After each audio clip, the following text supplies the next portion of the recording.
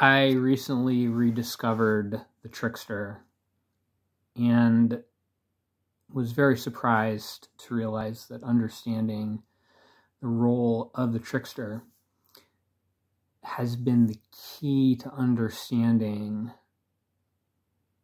the story of my life, the plot, why things have happened, how to navigate them, the purpose, and the nature of the Trickster's role on the path to enlightenment or salvation. And I'm not going to talk too much about the Trickster. I'm going to talk about what comes after the Trickster.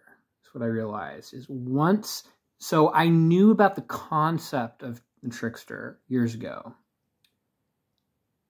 but I didn't get access to the behind the scenes, how the game works, until I looked for the Trickster like everywhere in my life, both in my own actions and other people's.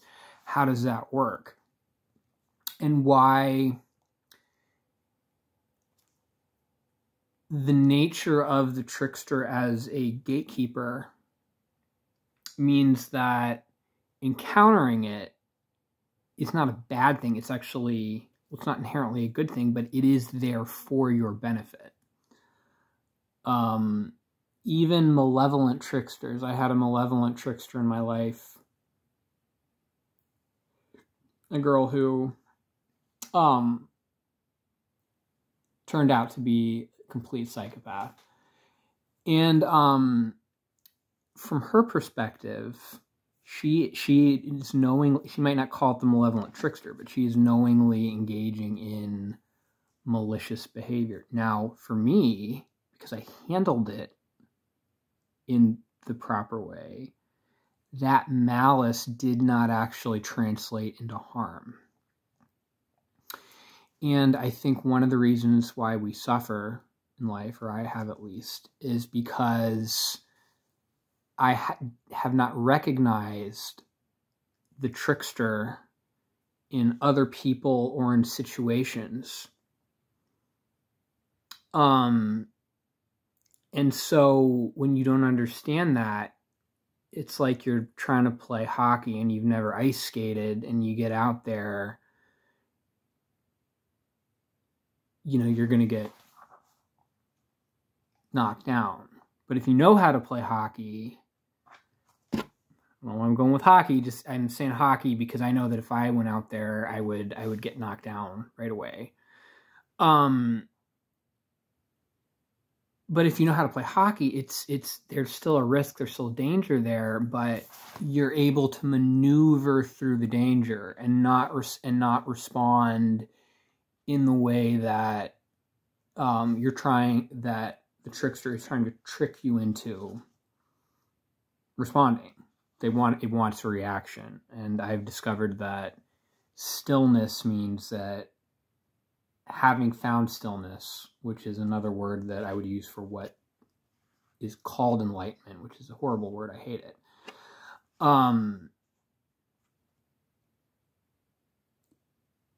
It made me realize that I can sit there and just observe and recognize what's going on. And then when the Trickster is recognized, it says, aha, you've found me out. You've won the game. Good job, sir. You are worthy. You deserve it. You figured it out. And so I haven't figured everything out, but I did figure out enough to be able to say that I've made a really major step in the right direction. I don't know if anybody is watching this, if I'm explaining how archetypes work or what the Trickster is. I said I wasn't going to talk about it, but I guess I will. The Trickster is a not good, not bad, but somewhere in the middle figure that exists throughout mythology. Prime example, Loki in Norse mythology. It's so sad that Marvel has ruined Norse mythology now for me, because now I have an image of that guy plays Loki. Anyway, and now if you say you're into Norse mythology, people think about comic books. No, man, I'm old school. I'm all about reading those runes. JK. I don't know how to read runes, but I am all about them. I should learn. So anyway, the tricksters, however, well, first I want to say about how this works archetypally, because it is a personality, we'll say cluster, a cluster of traits. I guess that you could say that would be an archetype.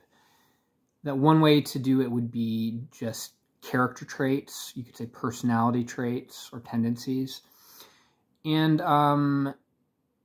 the other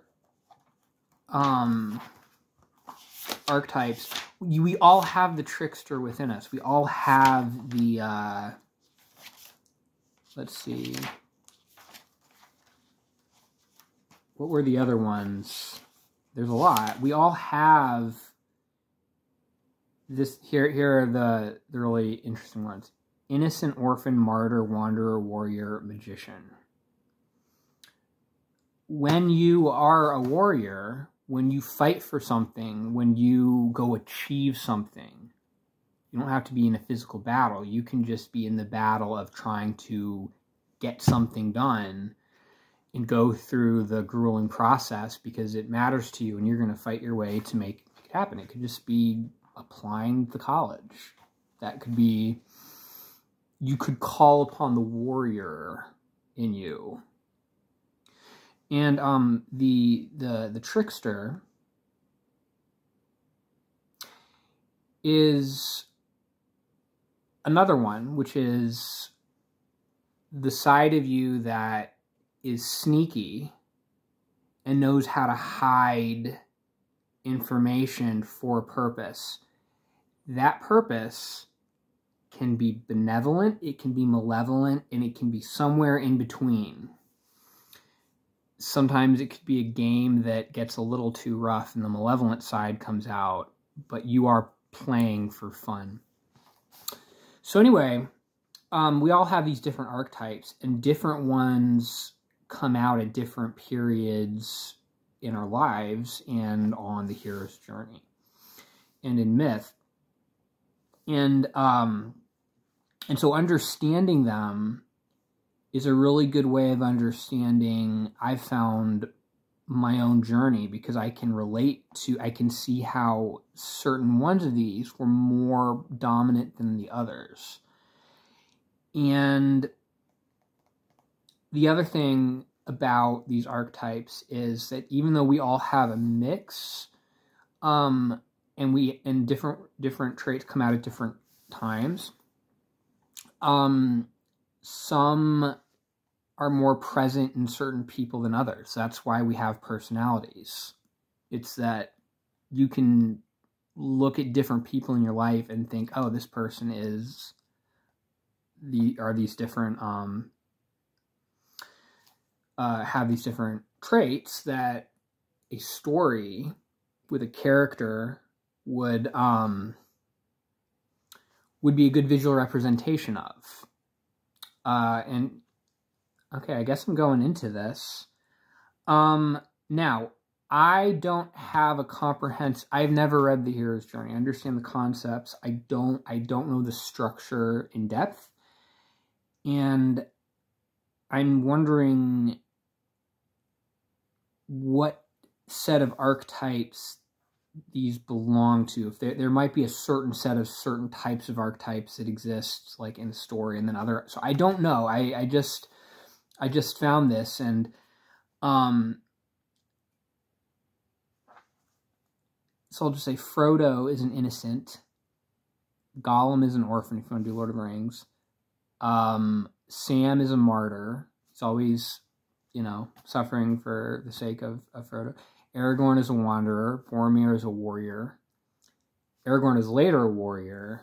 Well, I'd say he's a warrior secondarily. Boromir, he's a total warrior. And then the magician is Gandalf. And this really spoke to me because a week or two ago, I was tripping on THC, baby, and really doing a lot of really spiritual work. I don't use THC to get high. It's there for a specific reason. And anyway, I was really working through the concept of the trickster, and it was really it was making things very clear to me. It was helping my thinking, and not important, but just gonna let myself be a little bit freestyle here. It occurred to me that if you have finally figured out the trickster and you understand the game, you have now, even if you're still engaged in it, the awareness that this is a game and this is on this side and you can look down on it. You have risen above the level of trickster, because now you no longer get, they can't play the game on you, so the game stops. That's the idea. Once the trickster, whether that, I don't know how this works with consciousness or whatever, but we'll just say that there is a spirit of the trickster that has its own, at least in relationship to the way we think, the way we perceive it. It's like an entity. Whether or not there's a conscious trickster, I think there are many conscious trickster entities in the spirit realm, of course, but here we're just talking about the general spirit of the trickster. Just picture it in your head. What's it trying to do to you? Well, once you stop reacting,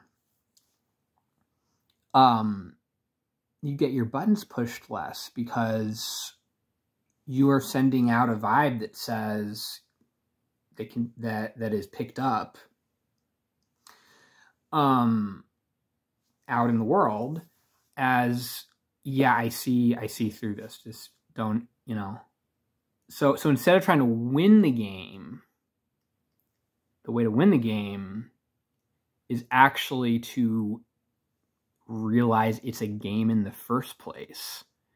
Because when you don't understand what it is or what's going on or what the stakes are,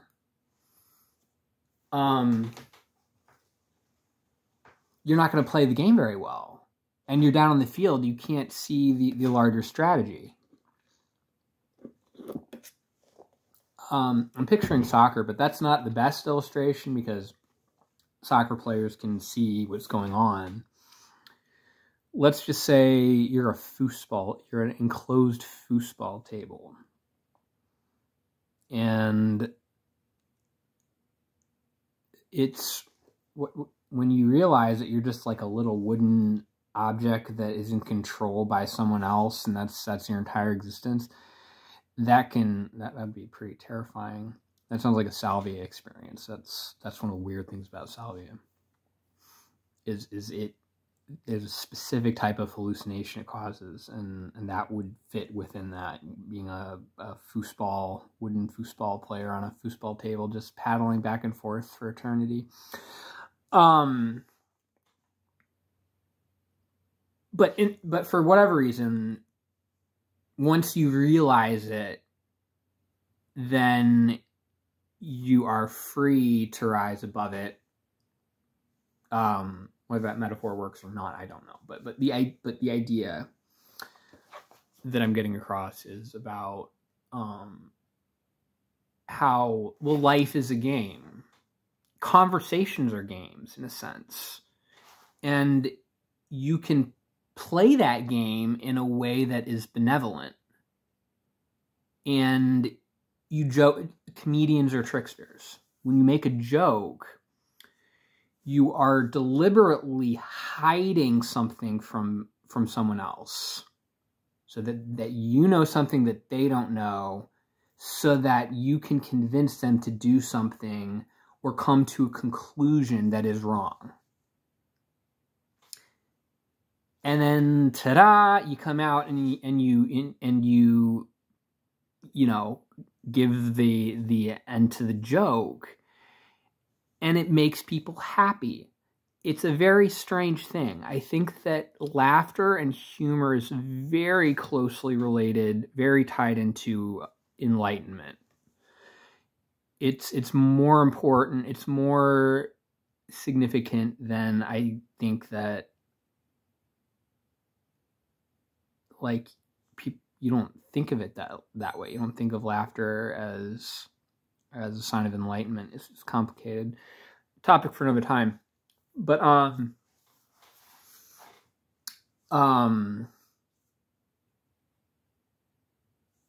yeah, so, and in that case, when you rise above it, there's two ways that you relate to the trickster. One is, well, first of all, I'll just say, you are now in the control panel. You might not have control over half of the foosball table, but you are in control of the other. And now you, as a magician, so first of all, when the tricksters do not have an effect on you as much because there's no reaction. And so that you are free from those tricks. There's no reaction because you see that it's a trick. It's a game.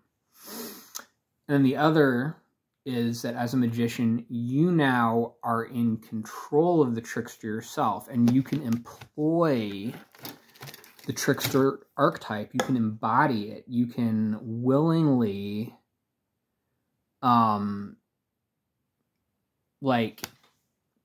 go become the trickster again, but this time you're the trickster knowing that you're the trickster and knowing that the trickster is just a persona. Whereas prior, your way of operating with that persona was just the assumption that this is me. So I guess you could say that another thing is magicians and wizards and stuff, in all the stories, they're shapeshifters. They can turn into animals. And so that's really interesting, and that kind of goes deep into well, then you get into talking about skinwalkers and stuff like that, and then you get into some of the more literal stuff. When I'm talking about the magician, I'm talking about something psychological and spiritual, psycho-spiritual. It has nothing to do with, or doesn't have to have anything to do with, it's not intrinsically tied to literal physical magic.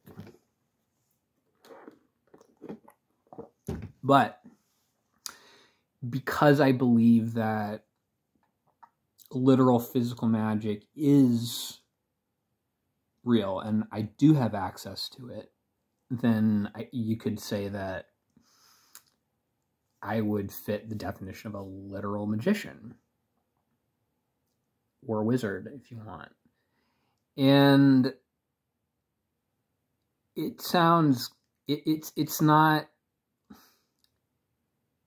something I would go around telling people, hey, I'm a literal wizard, or I'm a literal magician. Oh, but, and then be like, well, yeah, but it's kind of free flow. I can't just make stuff happen, which is true.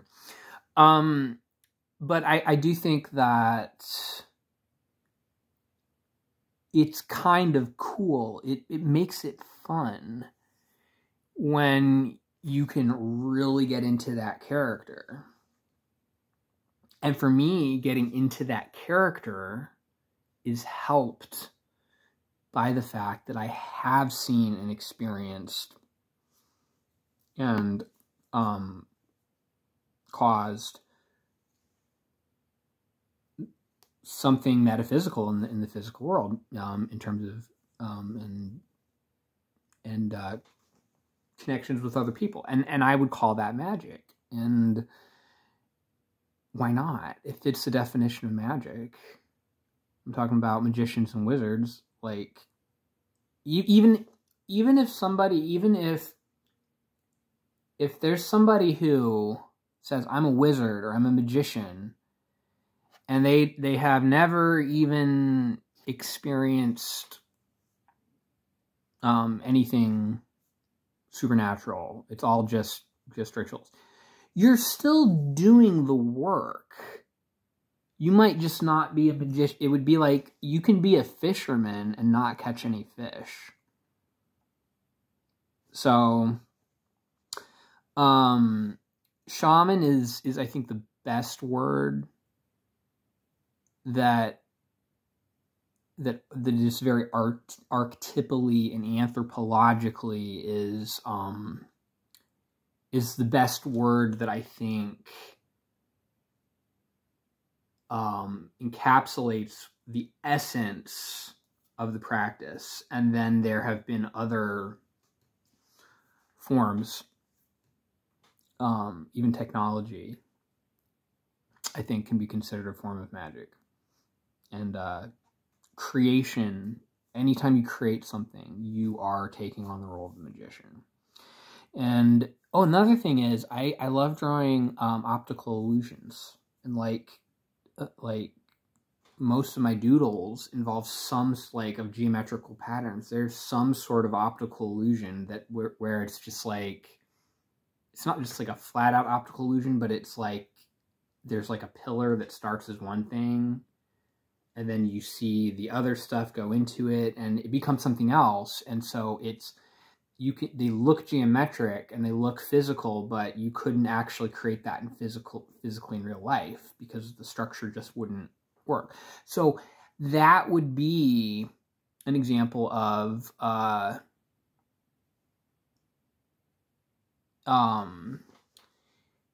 channeling the trickster as the magician to fool someone's eye so that they'll get some sort of pleasure from that experience. Why we get that, it's like, yeah, optical illusions are kind of like jokes. They're kind of like physical jokes, where the joke is, this thing can't actually exist. That's not how the world actually works. Ha, okay, I see. For a second I thought it was one thing, and then I realized it was another thing. That can make you laugh. That's what jokes do. An optical illusion is you take a pillar here and a pillar here, and then you have another pillar here that comes down, and it messes with you because you see a pillar the way pillars are supposed to be, and it's next to this other pillar, but there's this other thing that is somehow joining them that doesn't make sense. And that's what happens when you make a joke based on wordplay. I can't think of one off the top of my head, but you had a joke.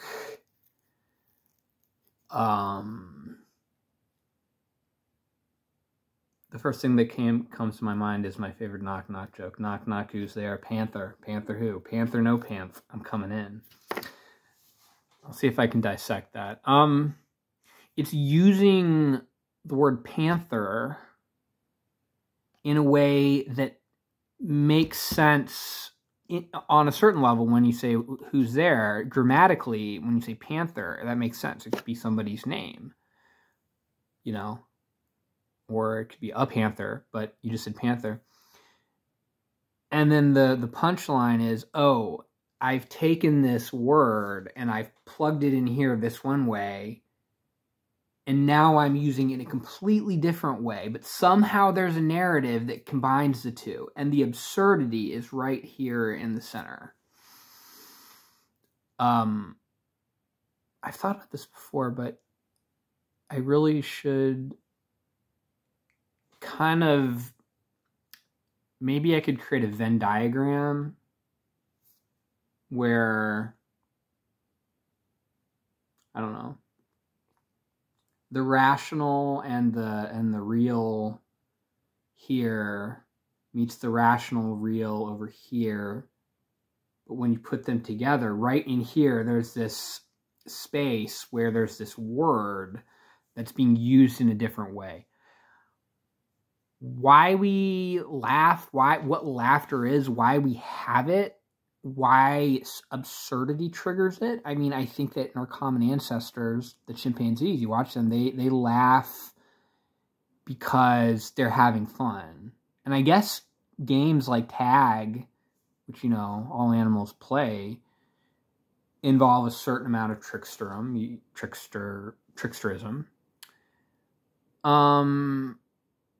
But it's just, I don't have any answers. I'm just pointing out that it's a very peculiar thing, humor.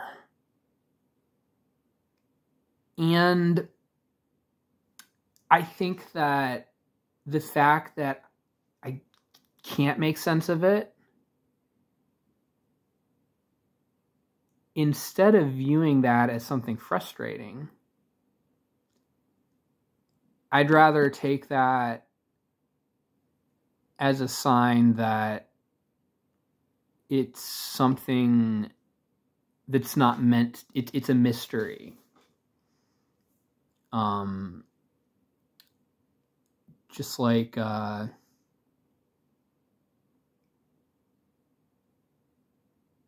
love is a mystery and God is a mystery, all these things. I think the humor is something that is meant to be a mystery, and so that's how we enjoy it.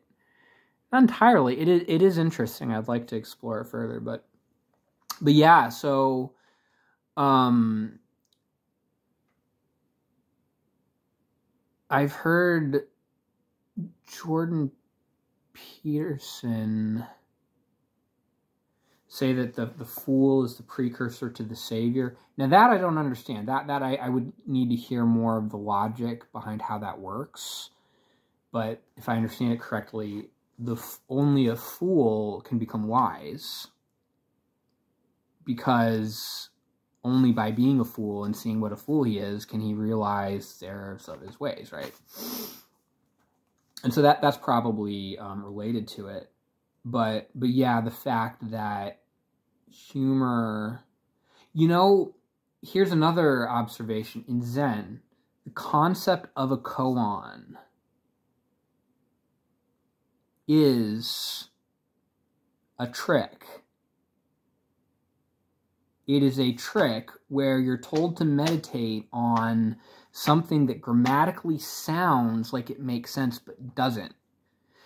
And I've heard of this more than once, that when you become enlightened, the response that the enlightened person experiences is laughter. That they get the joke finally. I've experienced that in little ways. I'm not enlightened, but I have experienced, there's a more of a spectrum I've realized of the path. In Zen, it's designed to be very sudden tricksterish. It's like you get frustrated for like 10 years of your life with no answers, and all you do there and sit at a rock, you know, or think about what's the sound of one hand clapping. And then when you get the joke, bam, it's like boom, you're enlightened. So it's delay, and then when it happens, it's instantaneous. So it's considered the fast-tracked enlightenment. I think tends to, even if it takes 10 years, you get to that level, I guess, based on the experience or the testimonies of people that know about this stuff, is that in the long run, it gets you there a lot faster. So it is a shortcut. Anyway, where am I going to leave this? Yeah, I've just made a video for about a half an hour, and this has been me talking about the Trickster, the Magician, Archetypes, how to escape the game, how to transcend the Trickster into the magician. Or wizard. Or sorcerer if you're not using it correctly. I've done that. It's kind of insane that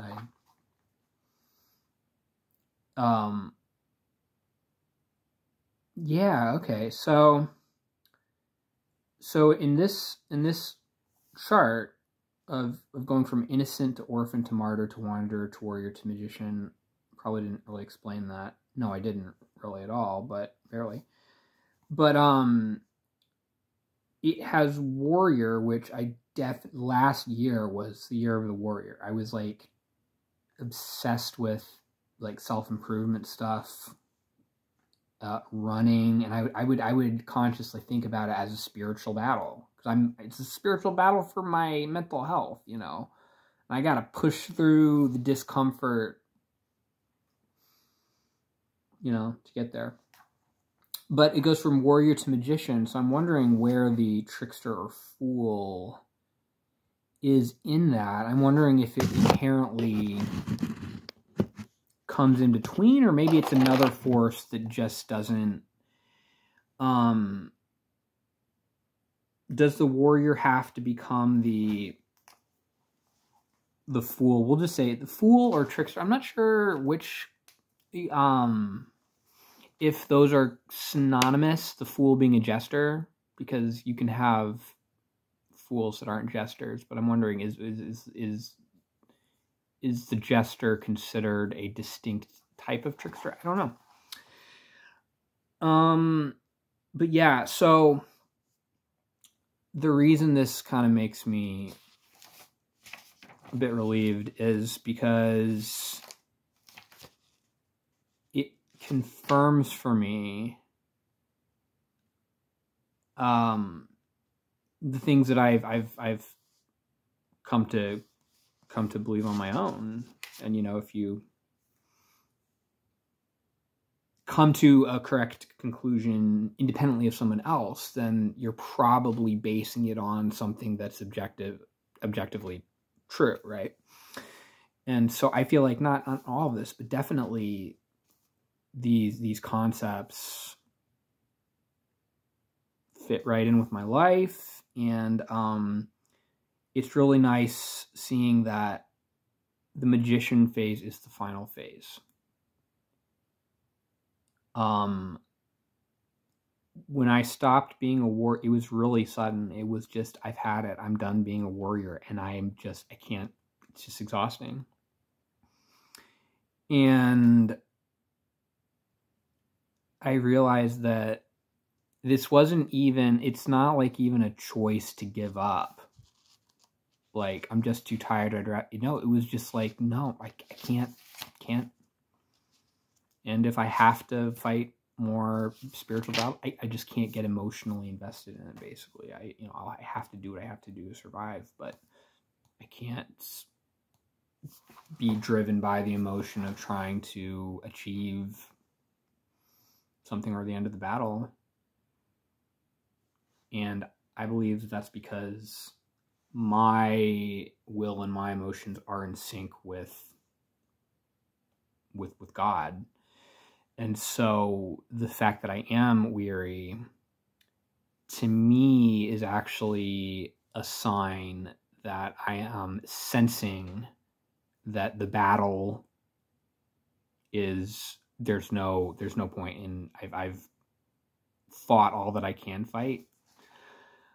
It's just, I can't be a warrior anymore. And so to go from that to magician is really cool, because it's like it tells me that I am at the end of the hero's journey right now, and I haven't really found my way home yet. I might not until I'm back in Colorado, which could take like a year at least, if not 5 fucking years.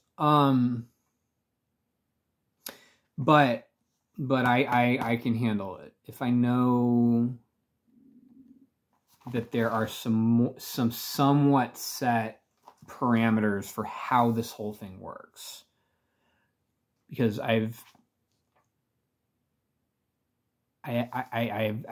felt like God has yanked my chain, and oh, you know, it's just a little bit further, just a little bit further.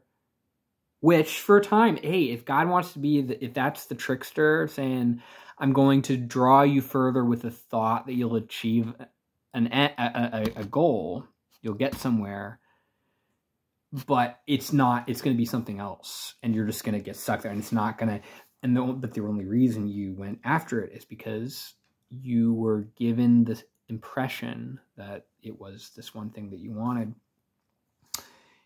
And I basically have said, God, you got to stop. I can't. That is not. It's just not something livable anymore. And so I either need to find my way home,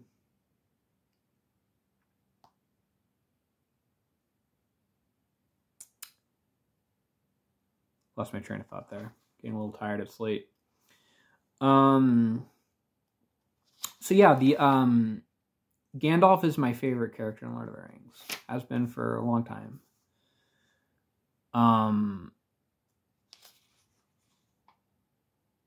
Hands down, favorite character, period. Lord of the Rings, love him.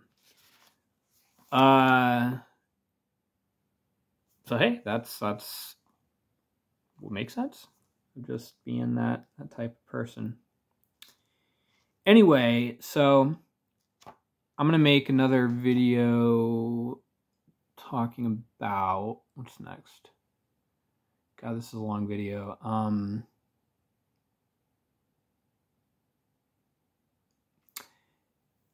I want to need to make some guitar videos and need to make some throat singing videos. I want to talk more about, I want to talk about cults. I want to talk about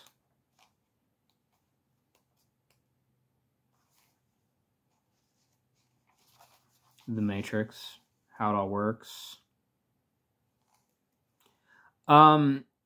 Final thought, the other thing that's interesting about the Trickster is that the reason it's not a coincidence that the Trickster is I would say, the prevailing spirit of the age. Hands down. Donald Trump, master trickster. He started it all. And then all the tricksters are trying to trick the other tricksters and tricking people into reacting. And so for me to come into my own, to actually become a man, like a real man, not like a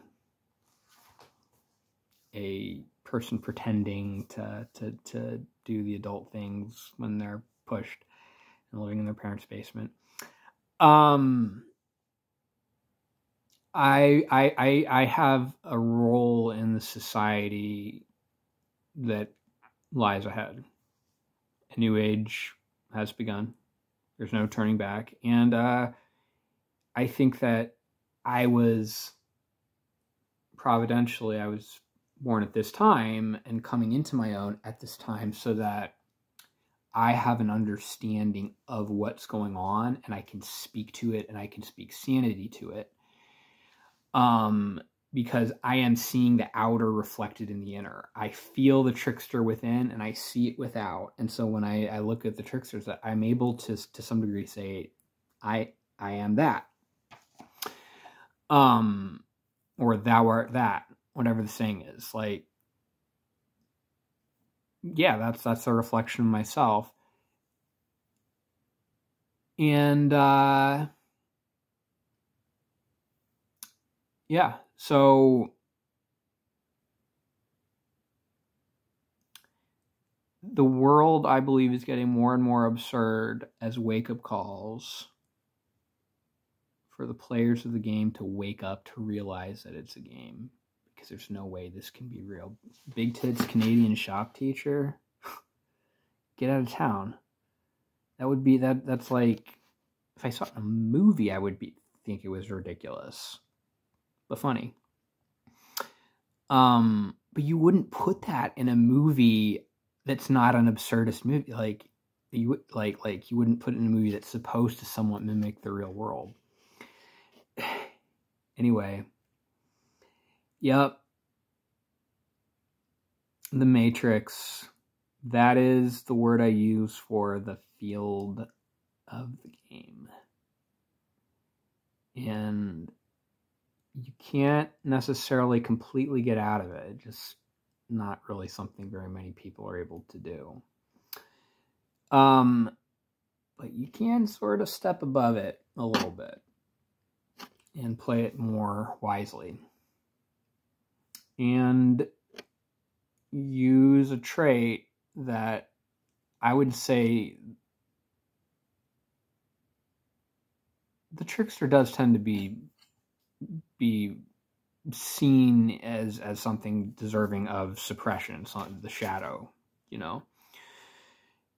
The idea is that it's wrong to fool people, or tease people. But it's a wild card. It's interesting. To me, it's the most interesting of the archetypes. Well, which makes sense because I relate to it. I'm going to find it more interesting. But to me, it's the most dynamic. It is an agent of change, of movement. It takes the old, rigid ways of being, and it stirs things up. And that could be through malevolent tricksterism or benevolent tricksterism. Hopefully it's benevolent and you're doing it, but even malevolent tricksterism can be experienced in a non-harmful way. And so that, and it actually ends up, it happened last time with Psycho Hose Beast being generous. It's a compliment.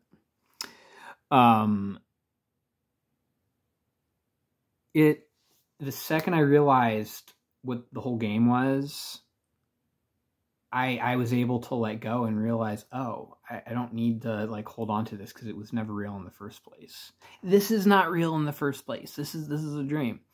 And so in some cases it becomes more apparent that it's a dream. And transgenderism is the transgender ideology, radical gender ideology is, I mean, gosh, that's kind of inherently tricksterish. What do they call them? Traps, right? You think there's one thing down there, but it's something else. But is it? Do you know what's going on down there? You're not supposed to ask. You shouldn't. But you do wonder. Are they pre-op or post-op or what? Yeah, I'll leave it there.